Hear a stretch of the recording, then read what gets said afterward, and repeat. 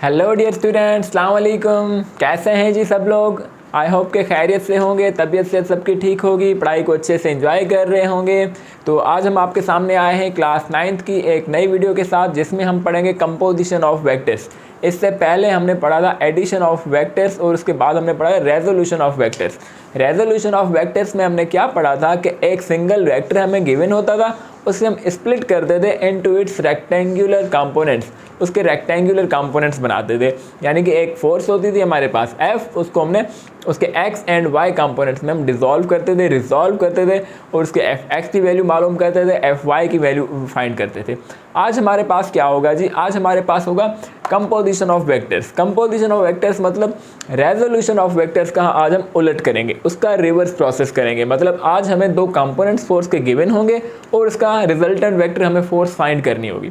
अच्छा, resultant force और vector में शायद आप मैनिपुलेट ना कर पाएँ कि ये जो बेसिकली टॉपिक हैं ये सेम है हर वेक्टर्स के लिए। ये जब हम क्लास फर्स्ट ईयर में आएंगे तो हम ये टॉपिक्स अलग अलग पढ़ेंगे। कंपोजिशन ऑफ वेक्टर्स के लिए तब भी एक ही बात है, हम लेकिन पर्टिकुलरली फोर्स को स्टडी कर रहे हैं तो हमने फोर्स की हेडिंग दी हुई है। कल भी इसी तरह मैंने बताया था। लेकिन वेक्टर्स की कोई भी वेक्टर हो उसको भी हम कंपोज इसी तरह से करते हैं, और कल जैसे हमने पढ़ा था रिजॉल्व भी उसी तरह से करते हैं। सो हम आज अपना लेक्चर स्टार्ट करते हैं। माय नेम इज़ शोएब समो और आप देख रहे हैं हमारा यूट्यूब चैनल शोएब समो के नाम से। और आपसे वन सेकेंड रिक्वेस्ट है कि अगर आप हमारी ये वीडियो चैनल को बगैर सब्सक्राइब किए देख रहे हैं तो काइंडली हमारे चैनल को सब्सक्राइब लाजमी कर दें, और साथ ही साथ बेल आइकन को भी ज़रूर प्रेस करें ताकि आने वाली तमाम वीडियोज़ की नोटिफिकेशन आपको टाइमली मिल जाया करें। चलें जी, हम स्टार्ट करते हैं कंपोजिशन ऑफ वेक्टर्स। कंपोजिशन में हम क्या करेंगे, हमारे पास कोई भी दो वेक्टर्स होंगे। हम ये कह रहे हैं कि ये से सपोज हमारा अलोंग एक्स एक्सिस है, तो हम कह रहे हैं ये है एफ एक्स, और एफ एक्स के हेड के साथ एफ वाई का टेल होता है। हमने कह लिया जी ये है F Y. F X and F Y हमें गिवन है। अब हमें कहा जा रहा है कि हमें आप बताएं कि फोर्स क्या होगी। तो कैसे करेंगे? अगेन से वही चीज़ जो हमने हेड टू टेल रूल में पढ़ी थी, वहाँ से हमें क्या याद आ रहा है? वहाँ से हमें ये याद आ रहा है कि ये दो वेक्टर्स क्या हैं?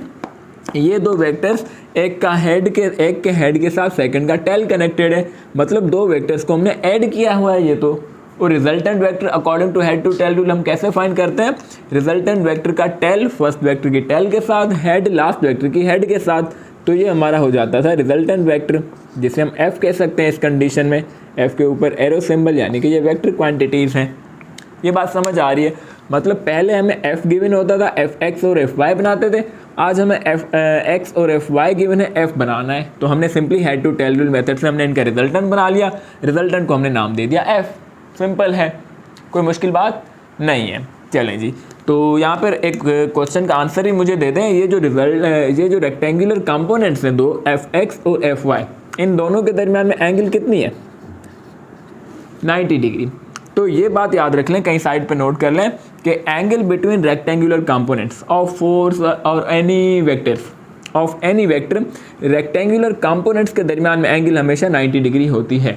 ये बात भले आप लिख लें कि the angle between rectangular components. अब रेक्टेंगुलर कंपोनेंट्स किसी के भी हो सकते हैं। रेक्टेंगुलर कंपोनेंट्स कितनी होती है? इज़ ऑलवेज, हमेशा, कभी चेंज नहीं होगी, 90 डिग्री। अब क्या है जी हमारे पास? Composition of forces. कंपोजिशन में क्या करना है? दो वेक्टर्स को हमने मिला के एक फोर्स बनानी है। तो हम लिख सकते हैं ये किसका रिवर्स प्रोसेस है जी? इट इज़ या this is reverse process of किसका?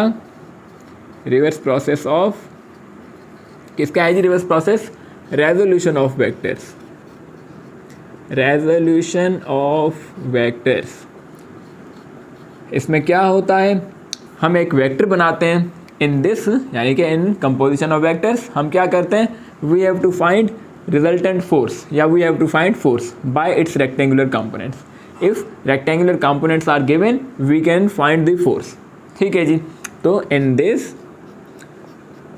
This we find the force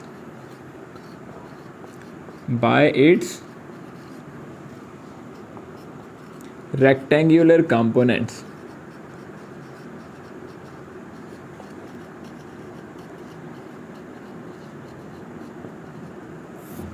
ठीक है जी, ये बात समझ आ गई, ये डेफिनेशन हमने लिख ली और ये रिवर्स प्रोसेस है किसका, रेजोल्यूशन ऑफ वेक्टर्स का। ठीक है, अब इसका एक क्वेश्चन हम करते हैं और देखते हैं कि कैसे हम वेक्टर फाइंड करते हैं। वेक्टर का तो एक वो होता है मैग्नीट्यूड भी होता है और डायरेक्शन भी होती है। तो मैग्नीट्यूड कैसे फाइंड करेंगे, डायरेक्शन कैसे फाइंड करेंगे। से सपोज हमारे पास एक क्वेश्चन की फॉर्म में लिखते हैं हम, ये क्वेश्चन है हमारे पास, क्या है जी, क्वेश्चन है हमारे पास, ये हमारे पास एफ एक्स कंपोनेंट है किसी भी फोर्स का और ये हमारे पास एफ वाई कंपोनेंट है। हमें कहा जा रहा है हमें फोर्स बताएं। हमने कहा जी यस, हम आपको फोर्स बताते हैं। ये ले आपकी फोर्स आ गई, ये आपकी फोर्स है। हमें कहा गया फोर्स में तो मैग्नीट्यूड भी होता है, डायरेक्शन भी होती है। इस फोर्स का मुझे पहले मैग्नीट्यूड बताएं, फिर आप हमें इसका डायरेक्शन भी बताएं। हमने कहा ठीक है जी, बता देते हैं। कैसे बताएंगे, ये क्या है, ये बेस, ये परपेंडिकुलर, ये क्या है, हाइपोटेन्यूज। अब हाइपोटेन्यूज का मैग्नीट्यूड हम कैसे फाइंड करेंगे, कैसे करेंगे, हमें एक फार्मूला याद आ रहा है जो नॉर्मली ट्रिग्नोमेट्री में हम पढ़ते हैं। जब भी ट्राइंगल्स को डिस्कस करते हैं एक फार्मूला हमें याद आ जाता है, जिस फार्मूले को हम कहते हैं पाइथागोरस थ्योरम, पाइथागोरस या फिर गोरियन भी लिखा जाता है थ्योरम। क्या होता है, अगर आपको याद हो तो बता दीजिएगा। यस, एच स्क्वायर मतलब हाइपोटेन्यूज का square is equals to perpendicular का स्क्वायर प्लस बेस का स्क्वायर। ये होता है हमारा पाइथागोरियन थ्योरम।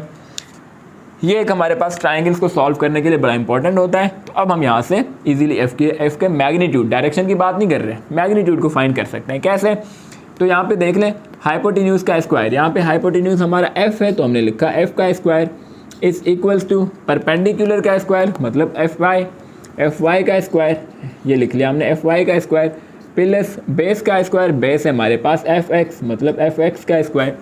ठीक है, हमें तो सिर्फ एफ की वैल्यू चाहिए लेकिन यहाँ पर तो एफ का स्क्वायर है, तो हम क्या करेंगे, स्क्वायर को ख़त्म करने के लिए हम क्या करते हैं, अंडर रूट लेंगे दोनों साइड्स पे।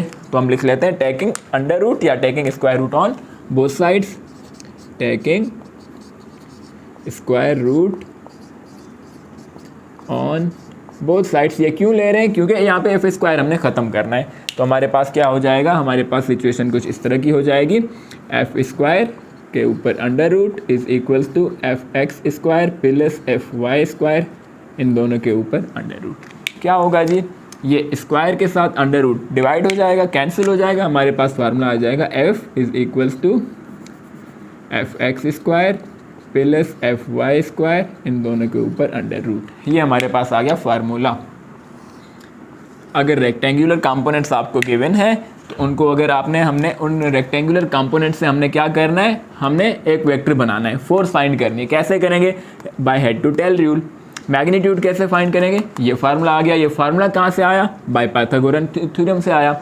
अब आगे इस फोर्स की डायरेक्शन क्या होगी, डायरेक्शन का क्या मतलब, ये वाली एंगल कितनी होगी, कितनी एंगल पे ये फोर्स होगी। तो हम यहाँ पे लिखते हैं फॉर डायरेक्शन, डायरेक्शन के लिए हम क्या करते हैं, हमने आपको अगर याद हो ट्रिग्नोमेट्रिक के 3 रेशियोज पढ़े थे, साइन थीटा कॉस थीटा, वो दोनों तो हमने यूज़ कर लिए। कॉस थीटा एफ एक्स के लिए हमने यूज़ किया था, एफ वाई के लिए एफ साइन थीटा यूज़ किया था, लेकिन टेंजेंट थीटा अभी तक रहता है हमारा, याद है। तो हम यहाँ पे लिख लेते हैं डायरेक्शन के लिए हम क्या यूज़ करते हैं, टेन थीटा। टेंजेंट थीटा किसके इक्वल होता है, tan theta is equals to, अगर आपको याद हो तो बता दीजिए, परपेंडिकुलर अपॉन बेस। ठीक है जी, तो इस केस में परपेंडिकुलर क्या है हमारे पास, कहाँ गया, ये रहा परपेंडिकुलर मतलब एफ वाई अपॉन में बेस ये रहा हमारा एफ एक्स, ये आ गया हमारा tan theta is equals to F Y over F X. लेकिन ये हमारा फार्मूला अभी तक नहीं है। हमने डायरेक्शन का क्या मतलब है, सिर्फ और सिर्फ एंगल, कितनी एंगल पे, वही हमारी डायरेक्शन है। टेन थीटा डायरेक्शन नहीं है, डायरेक्शन टेन थीटा नहीं है, डायरेक्शन क्या है, सिर्फ थीटा। तो सिर्फ थीटा हमने फाइंड करनी है, 10 को हम उस तरफ ले जाएंगे।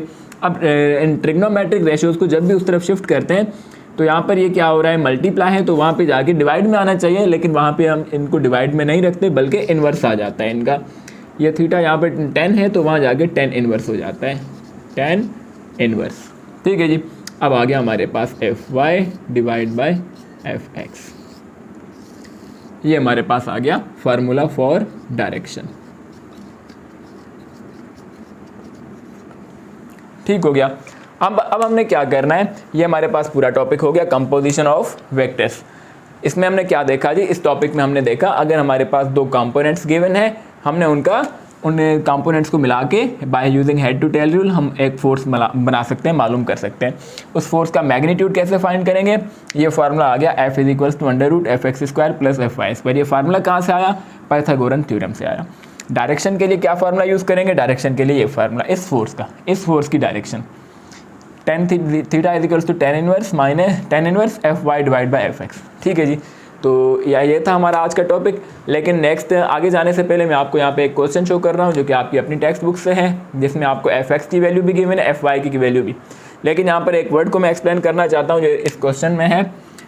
एक वर्ड है रेस्पेक्टिवली,